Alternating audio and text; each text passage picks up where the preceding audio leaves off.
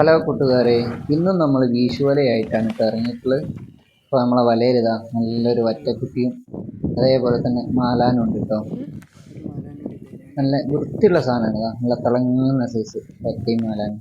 അത് മാത്രമല്ല, പിന്നെ രണ്ടാമതൊരു വല വീശി അതിലും കുത്തിയത് മാലാനും അതേപോലെ തന്നെ വറ്റയാണ്. കണ്ടില്ലേ, മാലാൻ്റെ തിളക്കം കണ്ടില്ലേ, എന്താ വൃത്തി.